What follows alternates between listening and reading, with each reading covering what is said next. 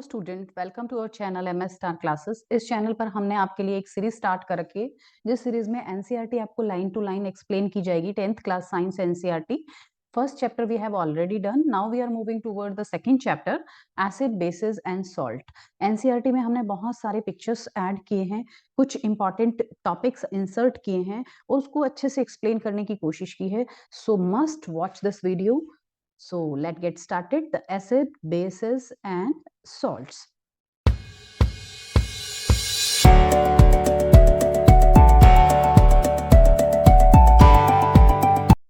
You have learnt in previous classes that the sour and bitter taste of food are due to the acid and base. आपने previous classes में पढ़ा होगा कि कोई भी चीज खट्टी या कड़वी क्यों होती है, एसिड या बेस के कारण होती है। अगर एसिड प्रेजेंट है तो वो चीज खट्टी होगी, सौर होगी। अगर बेस प्रेजेंट है तो वो चीज बिटर होगी, ओके, कड़वी होगी। ये बात आप ऑलरेडी पढ़ चुके हैं प्रीवियस क्लासेस के अंदर। If someone in the family, आप अगर आपकी फैमिली में कोई एसिडिटी से सफर कर रहा है, ओके, आपकी फैमिली के अंदर किसी को हाइपर एसिडिटी होगी फूड इंडाइजेशन के कारण या ओवर ईटिंग के कारण, तो आप उसको क्या सजेस्ट करेंगे? आपकी एनसीईआरटी आपसे पूछ रही है, आप क्या उसको लेमन जूस सजेस्ट करेंगे, लेमन जूस, या फिर से विनेगर सजेस्ट करेंगे, या बेकिंग सोडा? तो आपका आंसर होगा यहाँ पर बेकिंग सोडा। मैं बेकिंग सोडा का फॉर्मूला लिख रही हूँ, आप लोग थोड़ा सा इसको देख लेना। NaHCO3 बेकिंग सोडा सजेस्ट करेंगे हम। क्यों? क्योंकि बेकिंग सोडा जो है वो बेसिक नेचर का होता है, और एसिडिटी ऑलरेडी स्टमक में बहुत ज्यादा बन रही है, तो वो बेस जो है एसिडिटी को न्यूट्रलाइज करेगा। सेम प्रॉपर्टी आपने, which property did you think while choosing the remedy? ये रेमेडी आपने चूज की है तो इसका मतलब आपको ये चीज पता थी कि एसिड और बेस एक दूसरे को नलीफाई करते हैं, यानी न्यूट्रलाइज कर देते हैं। इसीलिए हमने एसिड को न्यूट्रलाइज करने के लिए बेस का यूज किया। ओके, अब रिकॉल हाउ वी टेस्टेड सोर and bitter substances without testing them. अब हम ये कैसे पता लगाएंगे कि बिना टेस्ट किए कैसे पता लगाएंगे कि कोई भी सब्सटेंस जो है वो खट्टा है ये या कड़वा है? ये जाने बिना हम कैसे पता लगाएंगे ये एसिड है या बेस है? Okay, you already know that acid are sour in taste and the colour of blue litmus to red. Acid जो होते हैं वो ब्लू लिटमस को रेड कर देते हैं, और बेस जो होते हैं वो रेड लिटमस को ब्लू कर देते हैं। एसिड जो होते हैं वो ब्लू लिटमस को क्या कर देते हैं? रेड। और बेस जो होता है वो रेड लिटमस को ब्लू कर देता है। ये लिटमस क्या है? ये इंडिकेटर्स होते हैं बेटा। इंडिकेटर्स क्या होते हैं? इंडिकेटर्स वो सब्सटेंसेस होते हैं जो हमें ये बताते हैं कि कोई भी सोल्यूशन एसिड है या बेस है। इंडिकेटर से हम चेक कर सकते हैं। और इंडिकेटर एनसीईआरटी में आपके दो तरह के इंडिकेटर दे रखे हैं, एक नेचुरल इंडिकेटर दे रखा है और एक सिंथेटिक इंडिकेटर दे रखा है। Okay, natural indicator, as the name show, natural indicator वो इंडिकेटर होते हैं जो हमें नेचर से मिलते हैं, ठीक है। और सिंथेटिक इंडिकेटर्स वो होते हैं जिन्हें हम खुद लैब में प्रिपेयर करते हैं। तो नेचुरल इंडिकेटर के अंदर बेस्ट एग्जांपल आ रहा है आपका टर्मरिक एंड लिटमस पेपर। तो लिटमस पेपर, टर्मरिक तो आपको पता है येलो कलर की होती है, तो एसिड में उसका कलर येलो ही रहता है। ओके, किसी भी एसिड में डालोगे, जैसे लेमन जूस में डाला, आपने ट्राई करके देखा लेमन जूस के अंदर, तो वो येलो ही रहेगा। लेकिन जैसे उसको बेस में डालोगे, साबुन के पानी में डाल दो आप उसको, तो उसका कलर जो है वो रेडिश ब्राउन कलर का हो जाएगा। तो टर्मरिक का ये टेस्ट होता है, turmeric is yellow in acid and reddish brown in base. और लिटमस एक नेचुरल इंडिकेटर होता है। लिटमस सोल्यूशन की फॉर्म में मिलता है, पेपर की फॉर्म में भी मिलता है। Litmus is a natural indicator, turmeric is another and such indicator. Turmeric का बता दिया कि सोप के अंदर डालते हैं तो वो रेडिश ब्राउन कलर का हो जाता है। It turns yellow again when the cloth is washed with plenty. जब हम बहुत सारा पानी से वॉश करते हैं, साबुन निकल जाता है तो वापस से येलो हो जाता है। सिंथेटिक इंडिकेटर कौन कौन से हैं बेटा? ये सिंथेटिक इंडिकेटर आपके दे रखे हैं, फिनोफ्थलीन एंड मेथिल ऑरेंज। इनका आपको ध्यान रखना है। मैंने यहाँ पर एक इमेज इंसर्ट की है, फिनोफ्थलीन और मेथिल ऑरेंज। फिनोफ्थलीन खुद एक कलरलेस सोल्यूशन होता है, ओके। मेथिल ऑरेंज जो होता है ना, वो रेड कलर का सोल्यूशन होता है। अब इसमें क्या करते हैं हम, अगर इसको एसिड में डालेंगे तो कलरलेस ही रहेगा, एसिड में कोई चेंज नहीं होगा। बेस में डालेंगे तो पिंक कलर हो जाता है। ये बेस के अंदर है, ये वाला टेस्ट जो है, बेस में पिंक कलर हो जाता है। मैथिल रेड या मैथिल ऑरेंज को हम अगर एसिड में डालेंगे तो रेड कलर आएगा, और बेस में डालेंगे तो येलो कलर आएगा। ये टेस्ट आपको याद रखने हैं बेटा। Okay, I am repeating again, phenolphthalein is a colourless solution. Acid में डालने पर वो कलरलेस ही रहता है, बेस में डालने पर वो पिंक कलर का हो जाता है। Methyl orange is a red solution, that is अगर हम उसको एसिड में डालेंगे तो रेड कलर आएगा, बेस में डालेंगे तो येलो कलर आएगा। आई hope it is clear. In this chapter, so we will study the reaction of acid and bases, how acid and bases cancel each other effect and many more interesting things. इस chapter के अंदर हम बहुत सारी चीजें पढ़ेंगे acid और basis के बारे में, एक दूसरे के इफेक्ट को कैसे कन्वर्ट कर देते हैं वो सारा स्टडी करते हैं। तो नेक्स्ट है अपना लिटमस सोल्यूशन। लिटमस सोल्यूशन क्या होता है? एक पर्पल कलर की डाई है। Litmus solution is a purple dye is extracted from the lichen. ये लाइकेन प्लांट से एक्सट्रैक्टेड किया जाता है। लिटमस सोल्यूशन को हम कहाँ से लेते हैं? लाइकेन प्लांट से लेते हैं, और लाइकेन प्लांट की डिवीजन जो है वो थैलोफाइटा है। ओके, प्लांट को जो है क्लासिफाई किया गया है आगे थैलोफाइटा, ब्रायोफाइटा, टेरिडोफाइटा। तो आपको पता होना चाहिए कि थैलोफाइटा डिवीजन का मेंबर है lichen plant. It is commonly used as indicator litmus paper when the litmus solution is neither acidic और नॉर बेसिक। लिटमस सोल्यूशन की बात हो रही है, पर्पल कलर की डाई है, ये आपको याद रखना है। ये पर्पल कलर की डाई है, ये ना तो एसिडिक होता है ना बेसिक होता है। खुद लिटमस सोल्यूशन ना एसिडिक है ना ही बेसिक है, लेकिन ये टेस्ट जरूर देता है। टेस्ट देता है, आप ऊपर देख चुके हो लिटमस के test. There are many other natural material, बहुत सारे नेचुरल इंडिकेटर्स हैं like turmeric, we have already studied. Cabbage leaves, coloured cabbage leaves आती हैं। Coloured petals of some flower, flower की पत्तियां जो हैं, जैसे कि कलर्ड पार्ट है, पेटल्स पार्ट को यूज किया जाता है इंडिकेटर्स के रूप में। इसमें कुछ फ्लावर्स के नाम भी दिए हैं एनसीईआरटी में, हाइड्रेंजिया, पेटूनिया एंड जिरेनियम। ये फ्लावर्स हैं, इनको हम इंडिकेटर के फॉर्म में यूज करते हैं। Okay, I hope it is clear. Natural indicator and synthetic indicator.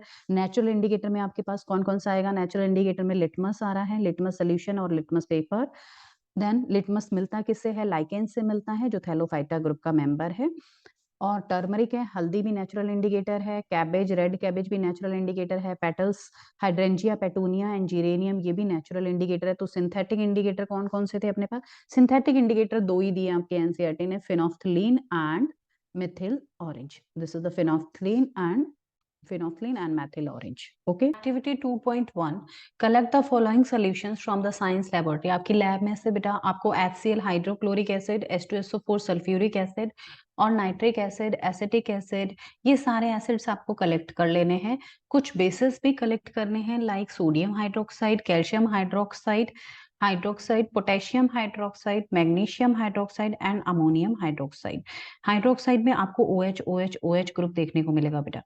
ये सारे आप कलेक्ट करने के बाद एक एक ड्रॉप इनकी वॉश ग्लास में डाल लें, और उसके बाद जो है रेड लिटमस पेपर और ब्लू लिटमस पेपर, फिनोफ्थलीन और मेथिल ऑरेंज, ये दो जो है सिंथेटिक इंडिकेटर हैं और ये आपका लिटमस सोल्यूशन है। आप इससे टेस्ट करेंगे। टेबल 2.1 सैंपल आपको लेना है। फॉर एग्जांपल कोई भी एसिड ले रहे हो, जो भी आपको ऊपर गिवन है, H2SO4 है, HNO3 HCl है, कोई भी एसिड आपको ले रहे हो, तो रेड लिटमस पेपर अगर आप एसिड में डालोगे तो कोई चेंज नहीं होगा। ब्लू लिटमस सोल्यूशन के अंदर क्या हो जाएगा? ये रेड हो जाएगा, ब्लू लिटमस सोल्यूशन।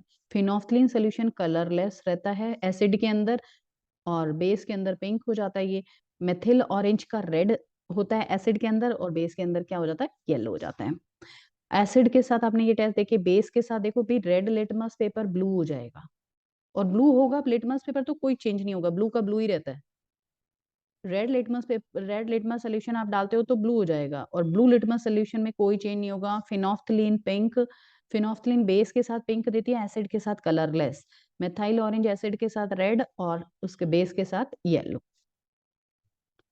अब हम कुछ और इंडिकेटर्स के बारे में बात करते हैं। नेचुरल इंडिकेटर कर लिया, वो कर लिया हमने, आर्टिफिशियल इंडिकेटर। अब हम ऑल फैक्ट्री इंडिकेटर्स के बारे में बात करें। ऑल फैक्ट्री इंडिकेटर्स क्या होते हैं? ऑल फैक्ट्री इंडिकेटर्स वो इंडिकेटर्स होते हैं बेटा, जो इसको हम एसिड या बेस में डालते हैं ना, तो उनकी स्मेल चेंज हो जाती है। ओके, तो कुछ आपकी एनसीईआरटी ने जो है वो इंडिकेटर्स दिए हुए हैं, जैसे कि अनियन, वनीला एक्सट्रैक्ट और क्लोव, लौंग के बारे में बता रखा है। ये तीनों जो है स्मेल बेस्ड है, इनकी हम ऑर्डर से पहचान करते हैं। अगर आप एसिड को इनके अंदर डालोगे, अनियन के अंदर डालोगे, तो एसिड में वही स्मेल रहेगी, रिमेन स्मेल। एसिड में कोई भी चेंज नहीं आता। अगर इनको बेस में डालोगे ना, तो इनकी स्मेल ही चली जाएगी, प्याज की स्मेल ही नहीं आएगी आपको अगर बेस में डालोगे तो।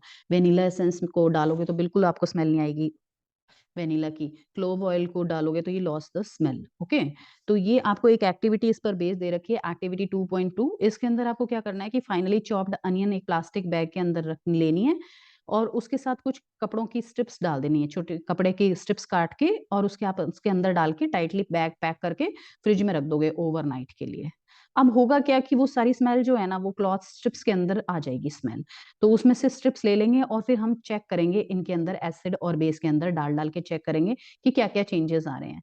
एसिड के अंदर तो आपको पता है कि स्मेल आएगी उस क्लॉथ स्ट्रिप के अंदर, और बेस के अंदर उसके अंदर कोई भी स्मेल नहीं आएगी। तो इस तरह से आप चेक कर सकते हो। इन ऐसे इंडिकेटर्स को हम ऑल फैक्ट्री इंडिकेटर्स कहते हैं। और ये 3 इंडिकेटर्स के आपको नाम याद रखने हैं, onion, vanilla essence and the clove, क्योंकि ये एनसीईआरटी में आपका गिवन है। Rinse both cloth strips like water and again check their order, note your observation। ये सारे आप चेक करोगे तो आपको पता चलेगा कि एसिड्स के अंदर जो है सेम रहेगा, स्मेल सेम रहेगी, लेकिन बेस के अंदर इनकी स्मेल जो है वो लॉस हो जाएगी। वेनिला, अनियन एंड क्लॉव, ये ऑल फैक्ट्री इंडिकेटर्स आपको जो है याद रखने हैं। नेक्स्ट अपना टॉपिक है how do acid and base react with metal.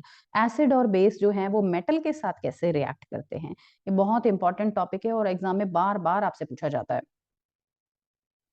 Activity 2.3 given है, इसमें आपको लेना है about 5 ml of dilute sulfuric acid in a test tube and add a few pieces of zinc granule into it। होगा क्या, sulphuric acid जो है वो जिंक के साथ रिएक्शन कर लेगा।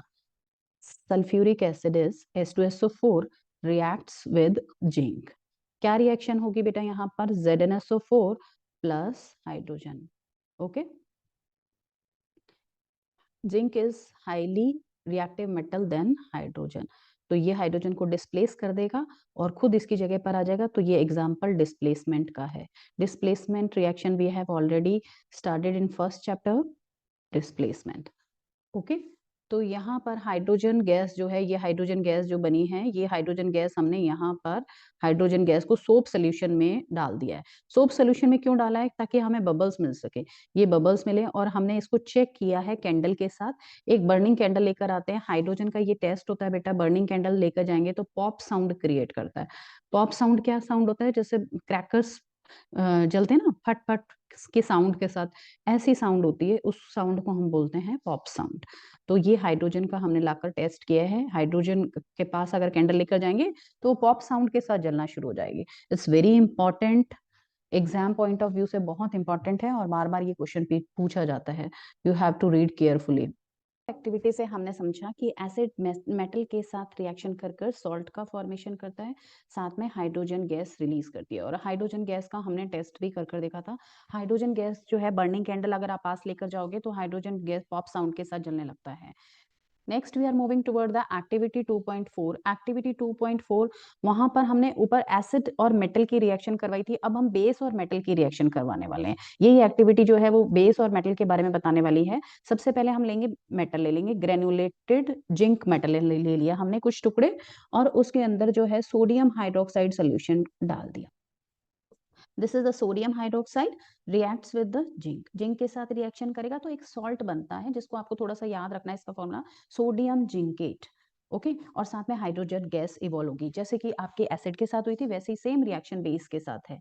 हमने एसिड में मेटल डाला था तो सॉल्ट प्लस हाइड्रोजन बना था, और बेस के साथ भी क्या बनेगा, अगर बेस के साथ मेटल डालेंगे तो salt plus hydrogen. To metal carbonate and metal hydrogen carbonate. अब हम रिएक्शन पढ़ेंगे बेटा मेटल के कार्बोनेट की, मेटल के साथ करवाई थी फर्स्ट रिएक्शन हमने, अब मेटल के कार्बोनेट के साथ करवा रहे हैं और मेटल के हाइड्रोजन कार्बोनेट के साथ। एक्टिविटी 2.5 ये बताती है take 2 test tube, 2 test tube लेनी है A and B. A test tube के अंदर आपको सोडियम कार्बोनेट डालना है, ये टेस्ट ट्यूब ए में है सोडियम कार्बोनेट Na2CO3, और टेस्ट ट्यूब बी के अंदर आपको सोडियम हाइड्रोजन कार्बोनेट डालना है। ओके, दोनों के अंदर हम फिर HCl डाल देंगे, दोनों रिएक्शन के अंदर सोडियम कार्बोनेट वाले में और सोडियम हाइड्रोजन कार्बोनेट वाले में HCl डालेंगे तो बनेगा salt, water and carbon dioxide. Pass the gas produce in each case through the lime water. अब ये जो कार्बन डाइऑक्साइड बनी है ना बेटा, हमें कैसे पता चलेगा कि ये जो गैस है, गैस का कलर तो होता नहीं है, कि कैसे पता चलेगा कि ये कार्बन डाइऑक्साइड गैस है, तो इसके लिए हम देखो रिएक्शन हमने करवाई यहाँ पर, this is the sodium carbonate HCl के साथ रिएक्शन करवाया, HCl के साथ रिएक्शन करवाया, और यहाँ पर कार्बन डाइऑक्साइड गैस बनती है, this is the carbon dioxide gas. अब इस कार्बन डाइऑक्साइड गैस को हम कैल्शियम हाइड्रोक्साइड के सोल्यूशन में डालते हैं, this is the calcium hydroxide solution, carbon dioxide gas को डालते हैं। तो ये एक इसका टेस्ट होता है कि कैल्शियम हाइड्रोक्साइड का सोल्यूशन जो होता है वो एक थिन सोल्यूशन होता है, ट्रांसपेरेंट सोल्यूशन होता है, वो थिक सोल्यूशन में चेंज हो जाता है, मिल्की सोल्यूशन में चेंज हो जाता है। वो मिल्की क्यों होता है? कैल्शियम कार्बोनेट के कारण। CaOH के होल ट्वाइस के अंदर अगर कार्बन डाइऑक्साइड गैस डालेंगे तो टेस्ट क्या आएगा बेटा? व्हाइट प्रेसिपिटेट बनेगा CaCO3 का और साथ में वाटर। ये this is the calcium hydroxide. Calcium hydroxide में कार्बन डाइऑक्साइड पास करेंगे तो ये बनेगा कैल्शियम कार्बोनेट। ओके, ये कैल्शियम कार्बोनेट है। This is a see calcium hydroxide, जो कि एक मतलब थिन मीडियम है, पतला सा मीडियम है, जो जिसके अंदर हम कार्बन डाइऑक्साइड ऐड करेंगे तो थिक मीडियम बन जाएगा, दैट इज CaCO3। और यही कार्बन डाइऑक्साइड का टेस्ट होता है बेटा, कि गैस को टेस्ट करने का कार्बन डाइऑक्साइड है तो ये चेक करते हैं हम इसी टेस्ट से, ये ध्यान रखना है आपको। अगर वापस से आप देखो, ये बन गया आपका white precipitate. Okay, calcium carbonate का व्हाइट प्रेसिपिटेट बन गया, वाटर बन गया। अगर वापस आप और ज्यादा एक्सेस में इसमें कार्बन डाइऑक्साइड ऐड करते जाओगे ना, कार्बन डाइऑक्साइड ऐड करते जाओगे तो क्या होगा? ये वापस से जो है ट्रांसपेरेंट सोल्यूशन में चेंज हो जाएगा। CaCO3 बना था आपका, CaCO3 एंड वाटर, आपने देखा था ये CaCO3 और वाटर बना था। अब ये CaCO3 वाटर के अंदर अगर आप और एक्सेस में कार्बन डाइऑक्साइड ऐड कर रहे हो तो एक सब्सटेंस बनता है जिसको हम बोलते हैं कैल्शियम हाइड्रोजन कार्बोनेट। वो क्या करता है? वापस से सॉल्युबल सब्सटेंस है, ऐसा बन जाएगा वापस से। ओके, तो ये चीज भी आपको ध्यान रखनी है, ये सॉल्ट का नाम ध्यान रखना है, बहुत इंपॉर्टेंट है। Limestone, chalk and marble are the form of calcium carbonate. First chapter में भी हमने देखा था कि कैल्शियम कार्बोनेट को ही हम क्या क्या बोलते हैं, इसके नाम पूछे जाते हैं बेटा एग्जाम के अंदर। CaCO3 कैल्शियम कार्बोनेट, इसको लाइमस्टोन भी कहते हैं, चॉक का भी यही फॉर्मूला रहेगा और मार्बल का भी यही फॉर्मूला रहेगा। Okay, limestone, not lime, lime is a CaO, limestone is a CaCO3। Metal carbonate या मेटल हाइड्रोजन कार्बोनेट की रिएक्शन आपने एसिड के साथ करवाई, salt, carbon dioxide and water. दोनों केमिकल रिएक्शन आई होप आपको समझ में आ गई होंगी। एक बार से फिर से रिवाइज कर लेते हैं। सबसे पहले केमिकल रिएक्शन आपने करवाई एसिड की मेटल के साथ, सॉल्ट बना और हाइड्रोजन का। फिर मेटल की बेस के साथ करवाई आपने, मेटल की बेस के साथ करवाई तो सॉल्ट और हाइड्रोजन।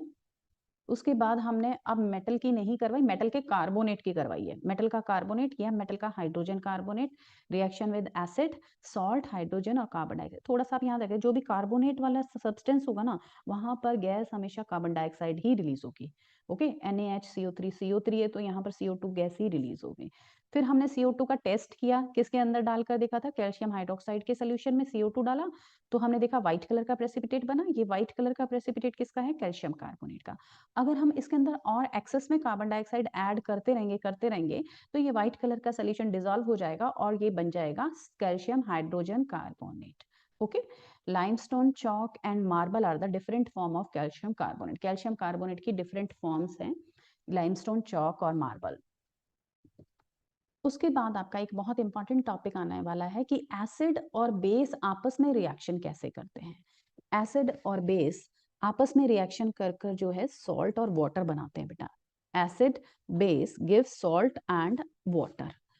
तो एक्टिविटी 2.6 समझते हैं इसके लिए। 2 ml of dilute NaOH solution लेना है आपको, एक बेस लेना है, 2 ml बेस लेना है NaOH, और उसके अंदर आपको ऐड करना है 2 drops of phenolphthalein solution. Phenolphthalein solution आप डालते हैं तो बेस के अंदर कौन सा कलर आता है? What is the colour of the solution? अब इस कलर का, इसका सोल्यूशन का कलर हो जाएगा पिंक। फर्स्ट चैप्टर में हमने जब सिंथेटिक इंडिकेटर्स पढ़े थे उसमें फिनोफ्थलीन पढ़ा था। फिनोफ्थलीन का एसिड में कलरलेस होता है और बेस के अंदर पिंक कलर आता है, तो अब हम बेस में ऐड करें तो पिंक कलर आएगा। Add dilute HCl solution to the above solution by drop.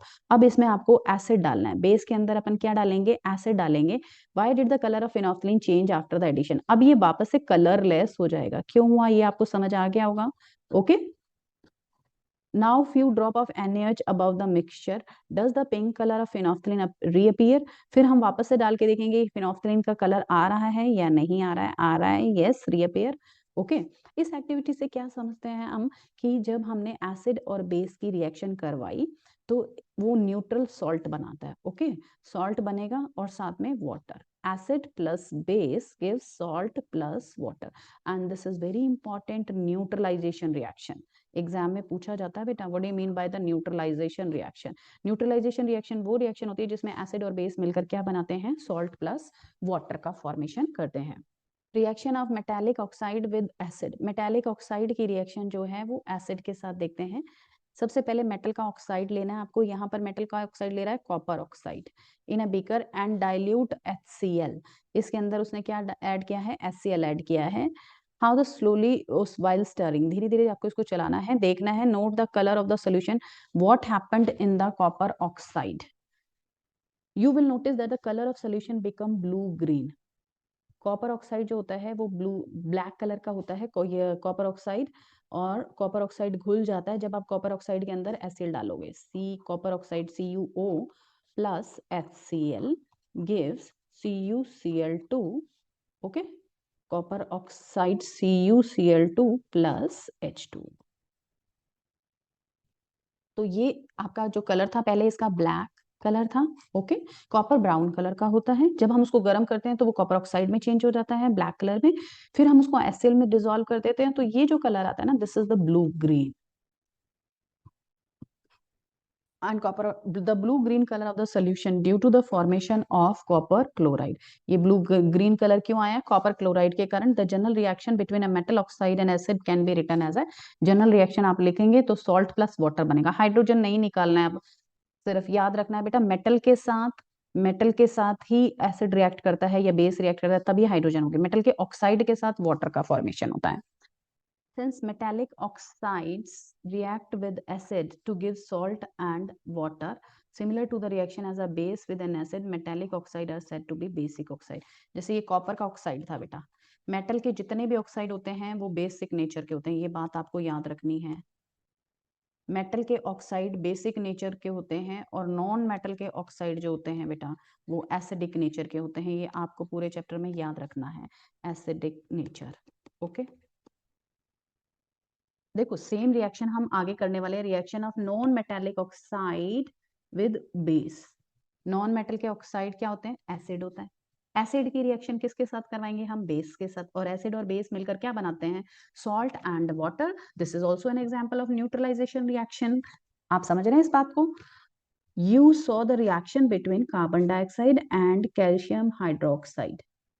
Calcium hydroxide, lime water. Calcium hydroxide, which is the base, reacts with the carbon dioxide to produce salt and water. Since this similar to the reaction with base and acid, acid और base की तरह ही ये reaction। All acid and bases have in common। सभी acid और bases में क्या common होता है, ओके ये हम topic देखेंगे। In section 2.1 we have seen that all acid have similar chemical property। आपने केमिकल प्रॉपर्टी में देखा सभी एसिड के अंदर सेम केमिकल प्रॉपर्टी है, सेम एसिड के साथ रिएक्शन करती है, सेम जो है वो बेस के साथ रिएक्शन करते हैं। What leads to the similar properties, similar in properties we saw in activity 2.3। Activity, all acid generate hydrogen ion, hydrogen gas on reacting with metal. जितने भी हम मेटल्स की रिएक्शन एसिड के साथ करवाएंगे तो हमेशा एसिड क्या जनरेट करता है, हाइड्रोजन गैस। अब इसका रीजन समझेंगे कि हाइड्रोजन गैस क्यों निकलती है, क्योंकि सारे एसिड्स जो होते हैं ना बेटा, HCl हो गया और HNO3 हो गया, आपका H2SO4 हो गया, कोई भी आप एसिड लोगे ना उसके अंदर H तो प्रेजेंट है ही है। ओके, H प्लस केटाइन की फॉर्म में है और क्लोराइड जो है वो Cl नेगेटिव की फॉर्म में है, एनायन की फॉर्म में है। तो हाइड्रोजन तो प्रेजेंट है, तो गैस कौन सी इवॉल्व होगी एसिड के साथ, हाइड्रोजन गैस इवॉल्व होती है। एक एक्टिविटी 2.8 समझते हैं। Take solution of glucose, alcohol, hydrochloric acid and sulphuric acid. आपको इनके सोल्यूशन लेने हैं। फिक्स 2 नेल्स, एक बीकर लेना है और बीकर के अंदर 2 नेल्स को, कीलों को अपन को फिक्स कर देना है। ओके, 2 टर्मिनल और 6 वोल्ट की बैटरी से ऐड कर देना, दिस इज 6 वोल्ट, और एक बल्ब एंड स्विच ऐड कर देना। ये आपका सर्किट रेडी हो गया। अब इसके अंदर अपन डाल डाल के सोल्यूशन देखेंगे, कभी ग्लूकोज है, अल्कोहल है, हाइड्रोक्लोरिक एसिड है, ये सल्फ्यूरिक एसिड है। इन चारों सोल्यूशन को 1 बाय 1 टेस्ट करेंगे। फिक्स 2 नेल्स 6 वोल्ट की बैटरी के साथ, put dilute HCl in the beaker, switch on the car, repeat this dilute with dilute sulphuric acid. Sulphuric acid के साथ क्या होगा बेटा, बल्ब ग्लो करेगा या नहीं करेगा, ये HCl के साथ है, सल्फ्यूरिक एसिड, दोनों एसिड के साथ ये बल्ब जो है ग्लो करेगा। ओके, एसिड्स के साथ बल्ब ग्लो करेगा। इसका रीजन क्या है समझो बेटा, एसिड्स का देखो, एसिड हमेशा कैटायन, और इलेक्ट्रिसिटी क्या होती है, the flow of charges is known as electricity. Charge flow करते हैं तो यहाँ पर आपको फ्री चार्जेस मिल रहे हैं, ये देखो H+NO3 ये फ्री चार्जेस मिल रहे हैं, इसी कारण जो है एसिड करंट फ्लो कर रहा है। लेकिन ग्लूकोज और अल्कोहल के केस में आपको फ्री आयंस नहीं मिलते, ग्लूकोज ब्रेक डाउन होकर कोई पॉजिटिव नेगेटिव नहीं देता, इसीलिए यहाँ पर फ्री आयंस नहीं मिलने के कारण ये इलेक्ट्रिसिटी का रन नहीं करेंगे। तो बल्ब ग्लो कौन से केसेस में करेगा? सिर्फ एसिड के केसेस में, sulphuric acid and hydrochloric acid. I hope it is very clear to you. Moving toward the next topic, the bulb will start glowing in the case of acids, ये हमने देखा। But you will observe the glucose and alcohol solution do not conduct electricity, glucose और alcohol जो है वो conduct नहीं करेंगे electricity का। Glowing the bulb indicate that there is flow of electric current through the solution, the electric current is carried through acidic solution by the ions, acidic solution से ही electricity का conduct होगा। जैसे कि आपने पढ़ा HNO3 का breakdown कैसे होता है बेटा, H+NO3 नेगेटिव में HCl का ब्रेकडाउन करेंगे तो हम H+Cl में, और H2SO4 का ब्रेकडाउन करेंगे तो H+SO4-2 के अंदर। ये सारे जो एसिड्स है ना ये ब्रेकडाउन हो जाते हैं, एसिटिक एसिड है CH3O negative plus H positive के अंदर। तो यहाँ पर हमें आयंस मिल रहे हैं, इसी कारण जो है वो एसिड इलेक्ट्रिसिटी कंडक्ट कर पा रहा है। ग्लूकोज के केस के अंदर, अल्कोहल के केस के अंदर के हमको फ्री आयंस नहीं मिलते, इसीलिए इलेक्ट्रिसिटी कंडक्ट नहीं कर पाते हैं। ओके, यही एक्टिविटी आपको सेम सोडियम हाइड्रोक्साइड के साथ और कैल्शियम हाइड्रोक्साइड के साथ आपको रिपीट करनी है। यहाँ पर भी इलेक्ट्रिसिटी कंडक्ट होगी क्योंकि फ्री आयन मिलेंगे यहाँ पर आपको, ठीक है। तो यहाँ पर भी आपको फ्री आयंस मिलेंगे, इसीलिए इलेक्ट्रिसिटी कंडक्ट होगी। What happens to acid और base in a water solution? Acid और बेस को वाटर सोल्यूशन में डालने पर क्या होता है, देखते हैं। एक्टिविटी 2.9, NaCl लेना है और उसकी हमने रिएक्शन करवाई है आपकी कंसंट्रेटेड सल्फ्यूरिक एसिड के साथ। This is the NaCl, okay, NaCl reaction with concentrated H2SO4, H2SO4 के साथ रिएक्शन करवाएंगे तो क्या बनेगा बेटा, Na2SO4 प्लस HCl। HCl एक एसिड है, HCl की रिएक्शन किससे हम करते हैं, ये ब्लू लिटमस पेपर से।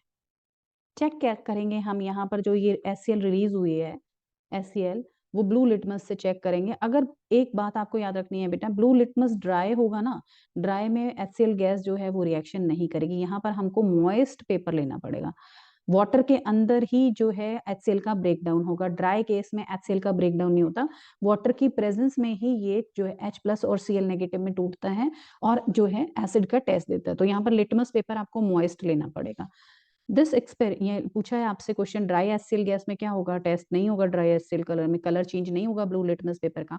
HCl सोल्यूशन होगा, यानी कि लिटमस पेपर अगर गीला होगा, मॉइस्ट होगा तो वो चेंज हो जाएगा कलर, ब्लू लिटमस पेपर का कलर क्या हो जाएगा, रेड हो जाएगा एसिड के अंदर। This experiment suggest that hydrogen ions in HCl are produce in the presence of water. ये एग्जाम में क्वेश्चन पूछा जाता है बेटा कि ड्राई केस में HCl का ब्रेकडाउन नहीं होगा, सिर्फ वाटर की प्रेजेंस में ही HCl टूटता है H+ में और Cl नेगेटिव के अंदर। This experiment suggests that hydrogen ion in HCl produced in the presence of water. The separation of H plus and the HCl molecule water की presence में क्या बनाएगा, H3O plus Cl minus। H2 जो होता है ना बेटा, वो हमेशा क्या करता है, H के साथ रिएक्शन करके H के साथ हाइड्रोनियम आयन बना लेता है, H3O plus। Hydrogen ion can not exist alone, ये अकेला नहीं रह सकता है, but they exist after combining with water molecule, water molecule के साथ कंबाइन होकर रह सकते हैं। This hydrogen ion must always be shown as H+ और hydronium ion. Okay, hydrogen ion को आप ऐसे भी शो कर सकते हो, H+ से भी शो करते हो और हाइड्रोनियम आयन भी शो कर सकते हो, सेम चीज होती है, क्योंकि H+ कभी अकेला नहीं रहता तो वो वाटर के साथ रिएक्ट करके हाइड्रोनियम आयन बना लेता है। We have seen that acid gives H3O plus और H+ ion in the water। Acid की डेफिनेशंस क्या होगी, एसिड वो होते हैं जो वाटर के अंदर या तो हाइड्रोनियम आयन देगा या H+ आयन देगा। लेट अस सी NaOH, NaOH को अगर हमने वाटर में डाला तो Na+OH नेगेटिव आयन का फॉर्मेशन होगा, यानी कि बेसिस भी जो होते हैं वो सॉल्ट में ब्रेक डाउन हो जाते हैं। सेम इसी तरह से KOH का ब्रेकडाउन होगा, KOH टूटेगा किसके अंदर, K+ में और OH नेगेटिव के अंदर। KOH ब्रेकडाउन होगा K+ और OH नेगेटिव में। MgOH का होल ट्वाइस का ब्रेकडाउन होगा Mg+2 में और OH negative. Bases generate hydroxide ion in water, okay, bases which are soluble in water are called alkali. बहुत बहुत इंपॉर्टेंट है। एल्कली क्या होता है बेटा? देखो, बेसिस जो होते हैं, एल, एक बेस मान लो फॉर एग्जांपल ये बेस है, ओके। अगर ये वाटर में डिसॉल्व हो गया, पानी में घुल गया ये, तो हम इसको क्या बोल देंगे? एल्कली। ओके। बट सारे बेसिस जो होते हैं वो वाटर में डिसॉल्व नहीं होते, सिर्फ जो बेसिस वाटर में डिसॉल्व होते हैं उन्हीं को हम एल्कली कहते हैं। तो हम ये कह सकते हैं कि एल्कली जो होता है, सभी एल्कली बेसिस होते हैं, but all the bases are not alkali. Are you getting? all the bases are not alkali but all the alkalis are the bases। सभी alkalis जो होते हैं वो bases होते हैं, ये बात ध्यान रखनी है। ये क्वेश्चन पूछा जाता है घुमाकर इस तरह से, all the alkalis are bases but all the bases are not alkali। all the bases are not alkali। All the basis do not dissolve in water, सारे के सारे बेसिस वाटर में नहीं डिजोल्व होते हैं। And alkali is the base that dissolve in water. Alkali वो base होता है जो पानी में घुल जाता है। They are soapy to touch, bitter and corrosive. Basic है तो यही इसका प्रॉपर्टी होगा, टच करने पे सोपी होगा, बिटर होगा, कोरोसिव होगा। Never taste and touch them, कभी भी एल्कली को हमें टेस्ट नहीं, टच नहीं करना चाहिए, टेस्ट नहीं करना चाहिए, न टच करना चाहिए। Activity 2.10, take 10 ml water in a beaker. एक बीकर में पानी लेना है, उसके अंदर फ्यू ड्रॉप्स जो है आपको सल्फ्यूरिक एसिड की ऐड करनी है बेटा। सल्फ्यूरिक एसिड जो होता है, कंसंट्रेटेड सल्फ्यूरिक एसिड आपको इसमें ऐड करना है। And swirl the beaker slowly, और बीकर को धीरे धीरे हिलाना है। थोड़ी देर बाद आप चेक करेंगे कि जो बीकर है वो गर्म हो जाता है। इसका मतलब ये है, ये रिएक्शन जो है सल्फ्यूरिक एसिड की रिएक्शन जो है वाटर के साथ, वो क्या होती है? हाईली एक्सोथर्मिक रिएक्शन होती है। वो रिएक्शन जिसके अंदर हीट इवॉल्व होती है, यानी हीट निकलती है, उन रिएक्शंस को हम एक्सोथर्मिक रिएक्शन कहते हैं। The process of dissolving an acid और a base in a water at highly exothermic one. Acid या बेस को पानी में मिलाते हैं तो वो एक एक्सोथर्मिक रिएक्शन होती है बेटा। Care must be taken while mixing concentrated nitric acid और सल्फ्यूरिक एसिड इन वाटर। आपको बहुत ध्यान से दोनों को डिसॉल्व करना है, सल्फ्यूरिक एसिड और नाइट्रिक एसिड को। The acid must always be added slowly to the water with constant stirring. बहुत धीरे धीरे आपको मिलाना है। मिक्सचर को मिलाने का तरीका क्या होता है बेटा? देखो इधर, सबसे पहले आपको एक बीकर में वाटर लेना होता है। पहले आप एसिड नहीं लेंगे, पहले आप क्या लेंगे? यहाँ पर वाटर लेंगे। उसके बाद आपको एसिड जो है वो धीरे धीरे ड्रॉप ड्रॉप करके ऐड करना है। पहले तो 2 ड्रॉप डाला जैसे, फिर स्टर कर दिया, हिला दिया, मिक्स कर दिया, फिर उसके बाद जो है ड्रॉप ऐड किया और फिर मिक्स कर दिया। इस तरह से आपको जो है वाटर के अंदर एसिड मिलाना है या बेस मिलाना है। कभी भी बेस के अंदर वाटर नहीं मिलाना है। ये हाईली कंसंट्रेटेड होता है और रिएक्शन इतनी फास्ट होती है, वो आपके ऊपर भी गिर सकता है कंसंट्रेटेड एसिड। इसीलिए हम इसको इस तरीके से प्रोसेस में, ये क्वेश्चंस भी आता है बेटा एग्जाम्स के अंदर कि आप एसिड और बेस को वाटर के साथ मिक्स करते हो, तो पहले एक टेस्ट ट्यूब में आप एसिड लोगे या वाटर लोगे? तो आपको ये ध्यान रखना है कि पहले हम वाटर लेंगे, ड्रॉप ड्रॉप करके एसिड और बेस उसके अंदर ऐड करेंगे, स्टर करते जाएंगे, हिलाते जाएंगे, ताकि रिएक्शन जो है वो इतनी फास्ट ना हो और हमें कोई भी नुकसान ना हो। ये आपको एक वार्निंग साइन आपको लिखा होता है। जो भी कंसंट्रेटेड एसिड होते हैं, कंसंट्रेटेड एसिड क्या होते हैं? बार बार वर्ड आ रहा है कंसंट्रेटेड। कंसंट्रेटेड एसिड वो एसिड होते हैं जिसमें प्योर एसिड होता है, वाटर ऐड नहीं होता उसके अंदर। ओके, तो ऐसे एसिड के ऊपर ये वाला साइन बना होता है, वार्निंग साइन होता है कि इसको ध्यान से यूज करना होता है। Care must be taken while mixing concentrated nitric acid or sulfuric acid with water. The acid must always be added slowly to the water with contrast stirring. हिलाते हुए आपको डालना है धीरे धीरे। If water is added to concentrated acid, the heat generated may cause the mix to the splash out and cause burn. देखो, जो भी हीट बन रही है वो वाटर में एब्जॉर्ब होती जा रही है, लेकिन आप पहले एसिड ले लोगे ना तो हीट इतनी तेज बनेगी, रिएक्शन इतना फास्ट होगा कि वो जो है आपके ऊपर भी गिर सकता है। ऑन द कंसंट्रेटेड जो है वो चीजों के ऊपर ये वार्निंग साइन बना होता है। अब यहाँ पर आपको कंसंट्रेटेड और डाइल्यूटेड की डेफिनेशन दे रखी है बेटा। मिक्सिंग एन एसिड और base with water result in decrease in the concentration of ion. जैसे जैसे आप पानी मिलाओगे उसकी कंसंट्रेशन कम होती जाती है। ओके, पानी मिलाने के प्रोसेस को हम बोलते हैं डाइल्यूशन। किसी भी एसिड के अंदर या बेस के अंदर वाटर को ऐड करते हैं तो उस प्रोसेस को हम बोलते हैं डाइल्यूशन, और उस एसिड या बेस को हम बोलते हैं डाइल्यूटेड एसिड और डाइल्यूटेड बेस। कंसंट्रेटेड का मतलब क्या होता है? कंसंट्रेटेड एसिड या कंसंट्रेटेड बेस वो बेस होता है या एसिड होता है जो बिल्कुल प्योर होता है, उसमें वाटर ऐड नहीं होता और वो बहुत ज्यादा जो है हार्मफुल होता है। इसीलिए आपको उसको यूज करते वक्त थोड़ा सा ध्यान रखना है। Next topic is how strong are acid और बेस सोल्यूशन। कैसे कोई भी एसिड ये बेस जो है वो स्ट्रांग होता है, आपको कैसे पता चलता है? कंसंट्रेशन से पता चलता है। जैसे वो ब्रेक डाउन होता है तो उसके अंदर से एच आयन कितना निकल रहा है। अगर वो टोटली ब्रेक डाउन हो जाएगा, फॉर एग्जांपल HCl है, पूरा कंप्लीटली ब्रेक डाउन होगा और कितने एच आयन निकल रहे हैं उसके अकॉर्डिंग हमें पता चलेगा कि ये स्ट्रॉन्ग एसिड है या स्ट्रॉन्ग बेस है। ओके, एच या OH आयन के सोल्यूशन के अंदर हमें H+ या OH आयन के सोल्यूशन की क्वांटिटी, सोल्यूशन में क्वांटिटी से हमें पता चलता है कि कोई भी एसिड स्ट्रांग है या वीक है।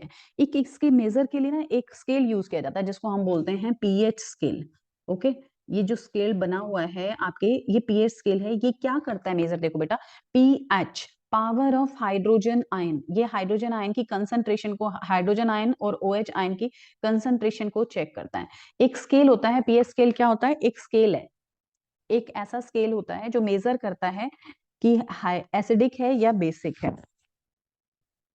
Scale for measuring hydrogen ion concentration in a solution called pH scale has been developed. pH stand for the potenge for the German. पोटेंज एक जर्मन वर्ड है, जर्मन, जिसका मतलब क्या होता है बेटा? Power, power of hydrogen. ये क्वेश्चन में पूछा जाता है बेटा, जर्मन वर्ड है, फ्रेंच वर्ड है, ये आपको ध्यान रखना है। पोटेंज इज अ जर्मन वर्ड जिसका मीनिंग होता है पावर।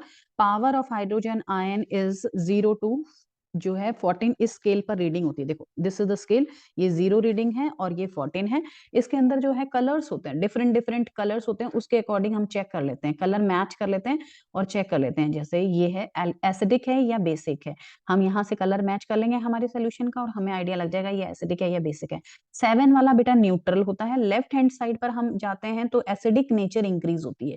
0 pH वाले जो सोल्यूशन की एसिडिक नेचर बहुत ज्यादा होगी। ओके, और राइट हैंड साइड पे जाएंगे तो एल्कलाइन नेचर इंक्रीज होती है, यानी 14 वाला सबसे ज्यादा एल्कलाइन होगा। यहाँ पर OH का कंसेंट्रेशन इंक्रीज होता है, लेफ्ट हैंड साइड पर H आयन का कंसेंट्रेट जो है कंसेंट्रेशन इंक्रीज होता है। 7 वाला न्यूट्रल है, ना वो एसिडिक है ना वो बेसिक है। तो आपको डायग्राम ये वाला बनाना है एग्जाम के अंदर पीएच स्केल का।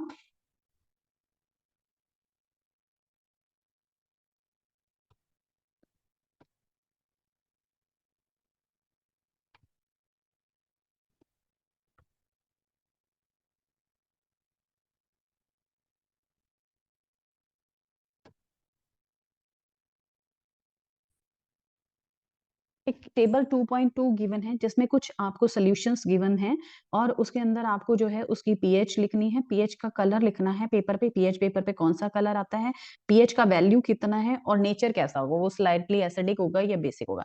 Test of the pH values of given, record your observation. इस 2.11 में इसी का रिकॉर्ड आपसे पूछा गया है। तो यहाँ पर मैंने आपके लिए राइट कर दिया है। जैसे फॉर एग्जांपल सलाइवा है, लार का पीएच कितना होता है? लार का पीएच है 6.8 to 7.4। ग्रीन कलर का होगा 6.8 to 7.4, ये ग्रीन कलर का होगा। स्लाइटली एसिडिक और बेसिक, 7 से ऊपर हो गया तो बेसिक है और 6.8 है तो वो एसिडिक है। सेलार की खाना खाने के बाद क्या पीएच होती है? 5.8। 7 से नीचे वाला एसिडिक होता है। लेमन जूस की पीएच है 2.2, ये आपको लर्न रखनी है। ये लेमन जूस की पीएच जो है आपको एनसीईआरटी ने गिवन की है 2.2। कलरलेस एरिएटेड ड्रिंक्स जितनी भी होती हैं, कोल्ड ड्रिंक्स वगैरह है, 4 पीएच है। कैरेट जूस की 6 है। 7 से नीचे नीचे वाले बेटा एसिडिक होंगे सारे। कॉफी की भी कॉफी भी एसिडिक है। टमाटो जूस भी आपका एसिडिक है। टैप वाटर जो है, टैप वाटर की जो है 6 to 8.5 है। 1 मोल NaOH की पीएच जो है 14 है, यानी कि बेसिक नेचर का है। ये एसिल आपको जो है एग्जाम पॉइंट ऑफ व्यू से जो आपको एनसीईआरटी ने नीचे दी हुई है ना, वो सारी की सारी इंपॉर्टेंट है, बार बार क्वेश्चन इन्हीं में से पूछे जाते हैं।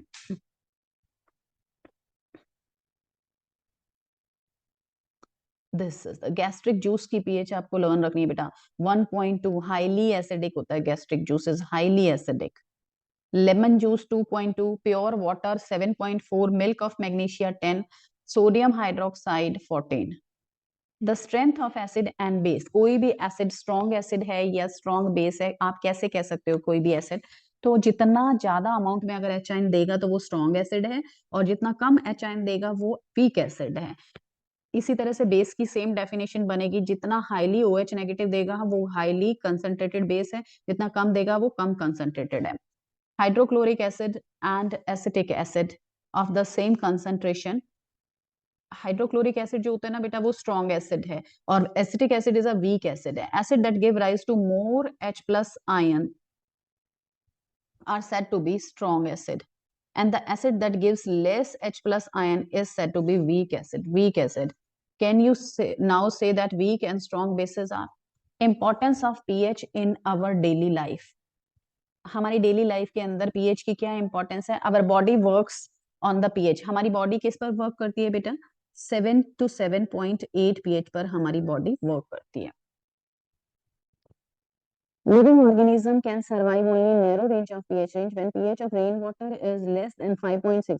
अगर रेन वाटर की pH 5.6 से कम है, लेस देन 5.6, तो इसका मतलब वो क्या, कौन सी रेन होती है बेटा? एसिड रेन होती है. When acid rain flows into the river, river की pH भी कम हो जाती है और वहां पे रहने वाले एनिमल्स और प्लांट्स के लिए बहुत ज्यादा डिफिकल्टी खड़ी हो जाती है. ओके, तो पीएच आपको याद रखनी है. बॉडी की पीएच कितनी लिखोगे आप? 7 to 7.8. वाटर की या ब्लड की पीएच पूछ ले तो 7.4 कर कराओगे आप. ओके, ब्लड और प्योर वाटर की 7.4, बॉडी की 7 to 7.8. Milk of magnesia 10, basic nature है. सोडियम हाइड्रोक्साइड 14, लेमन जूस ये.